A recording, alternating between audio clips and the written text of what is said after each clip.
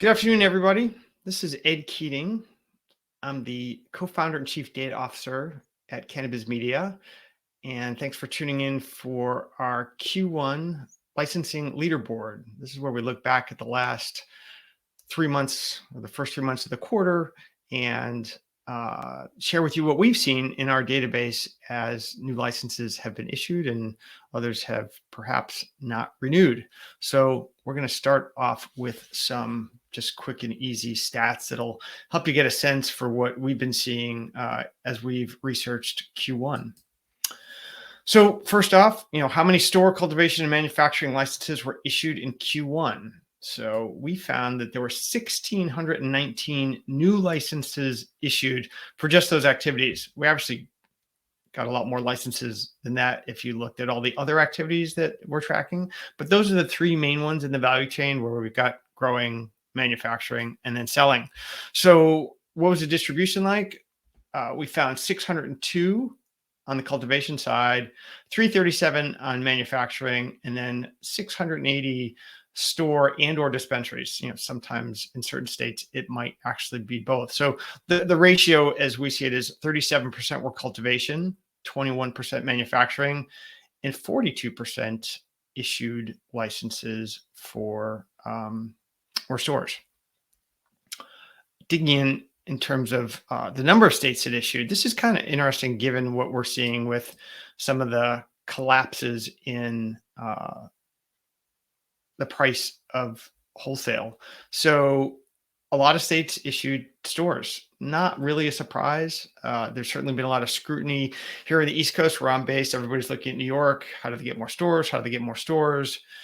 But it appears that 27 out of all the states with cannabis programs did issue more stores. Manufacturing, not quite as many, only 15, about half, and then cultivation, way lower. And for anybody who's an industry observer, probably not a surprise. I can't imagine there's as much demand. A lot of the other research that we've been doing on sentiment with Wells Fargo shows that growers are really having a hard time. So there are licenses that are not getting renewed. And I think that also turns into simply new licenses not being issued. So overall, this looks at not just the new license issued, but the total active ones that we're tracking in the database. We found that licenses are down 0.9% in the quarter. So this compares March 31st, how many licenses did we have for those three activities versus December 31st, 2022. So a slight declination. But what's interesting is to see how that ratio comes into play in terms of where we're up versus where we were down. So dispensary and retail, as we sort of saw in the previous slides, was up 5%. Big focus on stores. A lot of states need more stores, especially New York. Manufacturing up only 3%, not that much. But where we really saw the decline, and I think it's to nobody's surprise, is in cultivation, which was down almost 5%. And because there's so many cultivation licenses, 5% of that total is different than 5% of the dispensary retail. And you can see that here on the next slide, where we graphically show what does it look like over the last 12 months, not just the quarter, because you want to have a good longitudinal view here.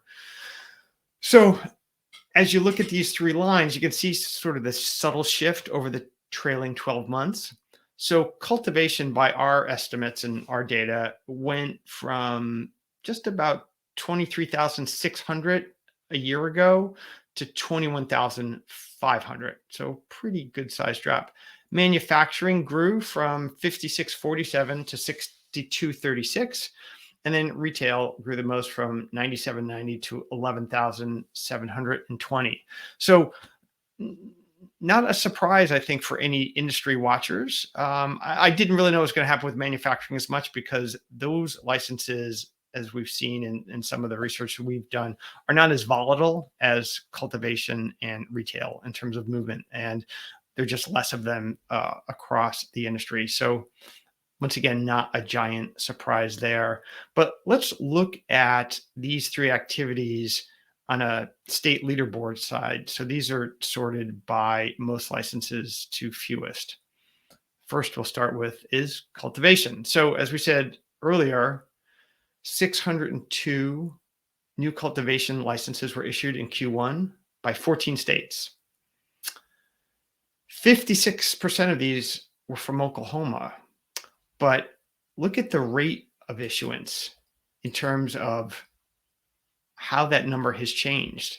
It went from 230 in January all the way down to 18 in March.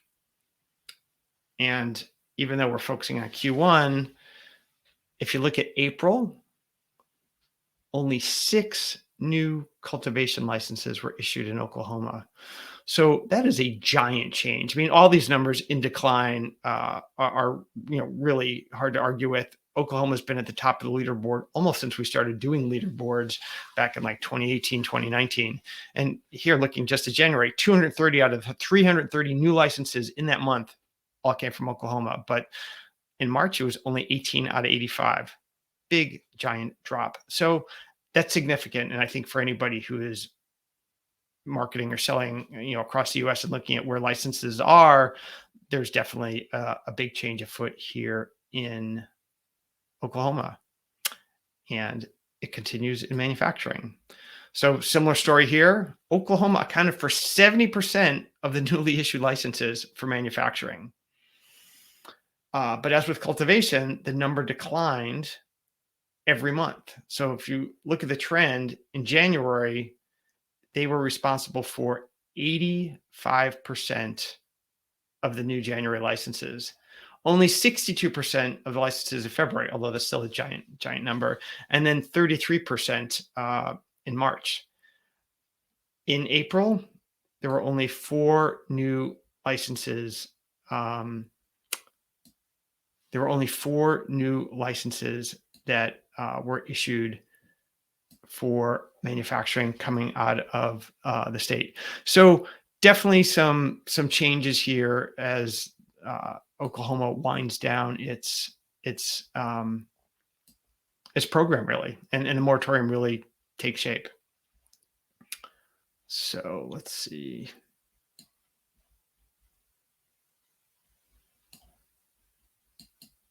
Looking ahead, lastly, to retail, a lot of licenses here. 680 new dispensary retail licenses were issued in Q1. Oklahoma was responsible for almost half. And as with cultivation and manufacturing, definitely a drop off. The downward trend continued as we went into Q2. There were only 6 licenses issued in April. So the trend continues, and we'll show that as we move forward. But just to give you a sense of scale, Oklahoma was responsible for 60% of those new licenses in January, 53% in February, and 24% in March. So obviously, there's been a big, big change in terms of the impact that Oklahoma is having in terms of license issuance. What I'd like to do now is show you what we see the moratorium looking like over the quarter and actually into April. So the moratorium, for any of you who aren't familiar with it, was issued last summer, and it was supposed to start August 1st and then was kicked out to the end of August. Quite simply, it said we're not going to issue any more licenses for a 2-year period, and we could cut that off earlier if we choose to, but we have the ability to do those kind of changes. And it appears that they had a big backlog to work through because September 2022 was one of the biggest issuing months for Oklahoma. Definitely a ton of licenses were issued, and we saw that continue right through January. Looking at this stack here, there were 561 licenses issued in January of this year, so they were still kicking it out. But obviously, it's come all the way down to April 2023, where there's only 16 licenses issued. So definitely a giant change for the state in terms of what they have been able to make available. And I think they've really tried hard to manage the problems that they've seen in the state with having too many licenses. So we're going to continue to keep an eye on it, but it's definitely been a big change for Oklahoma, and I think for the industry as a whole. Digging further into the state, it's interesting to see how Oklahoma's licensing ratios are different than what we've seen in some other states. So, for example, if you look at the percentages, you can see that the state of Oklahoma had a very different percentage of licenses, where cultivation was 37%, but retail was also 37%. And if you look in the middle, where we take Oklahoma essentially off the charts, you can see that the rest of the country, half their licenses were new stores. And then if you look at the bottom, we can see that looking at the whole country, that it's only 42%. So it just shows really the swing or the impact that one giant issuing state can have. And now that that state is kind of going away, what's that going to look like? How will these ratios change? I also think it's interesting that it's manufacturing and cultivation, essentially the production side of Oklahoma, where all these licenses were issued. It's almost as if they were looking, or people were looking toward perhaps an export market, which we've heard a lot of in Oklahoma, where licenses were being used to ship product out of state. And I can't say that those licenses were used for that, but there's definitely some challenges that that state has been going through. And I think now, with some of the new regulations that have been floated out, including a longer moratorium, higher fees for licenses, I think the state is going to really drastically change. And it's definitely still a state that we're going to keep an eye on. But as I publish these posts, for the next 8 months to the end of the year, I don't think we're going to see Oklahoma at the top of the leaderboard anymore, because if they're only issuing 16 licenses in a month instead of 600, that's just a ridiculous difference. So in terms of looking at licenses and data, I did want to point out that there's a lot of ways that our customers use this data. So, here's an example of somebody who built a collection of licenses. I think it's New York cultivation.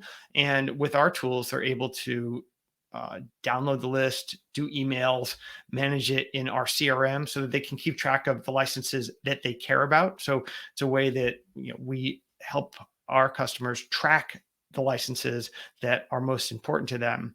Similarly, we've got a whole business intelligence product for our customers who are really tracking the data about the licenses. So this is an example here of all the licenses in the Northeast and how they're growing over time.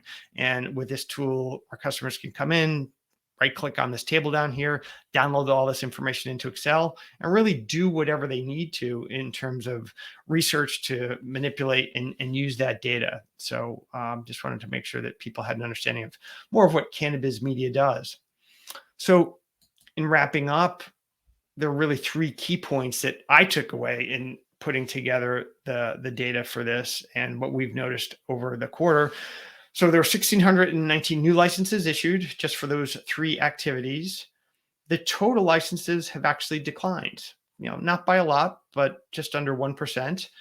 And I expect that to continue. I think that we've seen this in a lot of states where the supply of cannabis is vastly outstripping the demand. And I think we're probably going to see more of these grow licenses come under even more pressure. So it's going to be still, I think, a hard time as we go through this contraction. And then finally, we see that Oklahoma's moratorium is definitely now having an impact. I mean, that graph that shows it coming down from 600 down to 16, really, I think, speaks volumes, because since they started their program in, I think it was 2018, it's really been a licensing powerhouse. And now I think the regulators have really stepped up, and they're making changes to that program that is going to impact the state, and I think also a lot of the ancillary vendors that have done a lot of work in Oklahoma. So wanted to provide some contact information in case anybody had follow-ups they wanted to do. We'll keep that up on the board. And also see that there's been a couple questions that have come through. So Calico Castile asks, there's a comment. Let's see. Hold on. Oops. Oh, there we go. So the state of Illinois was low on the issuance list for Q1. Could you give more insight into that state? And this is actually a question that was asked by Brittany. And Illinois has been an interesting state for us to follow because there have been so many lawsuits there that have really held things up. So even though it looks like license issuance is slow, one of the things that we've picked up on is it may be that there's a lot of pending licenses in there, and that's not been part of our analysis, Brittany, but that could be one of the reasons why it looks low. But we know there's, it's a big market, and there's been a lot of activity there on the licensing front. And we know the regulators have been working really hard there to sort of update their program and make sure that, they're doing all the work they can do to get the licenses issued. And Calico Castile asked, do you know that there are similarities between Oklahoma and the Oregon market, including a moratorium? And it's a great consumer state, but lots of operators stepping out of the market these days. I mean, in some ways, Calico, I wonder if Oregon is going to show Oklahoma what happens when you put in a moratorium, because to my recollection, this is not the first moratorium that Oklahoma has had. They had one, they shut it down for really a short time, and then they brought one back. So I think we're going to see more of this. I know I'd written about this earlier in the year, where we saw other states where the license holders were asking about the possibility of a moratorium, including Massachusetts, which is a bordering state to where I'm in Connecticut, because they have a lot of cultivation licenses and they have a price that is dropping. And even in Connecticut, where I'm based, we've seen reports that the price seems to be dropping. And there's been a movement to allow hemp farmers to be cultivators of cannabis, as they've done in New York. And that would obviously drive the quantity up and probably the price down. So we'll have to see how that plays out. But great question.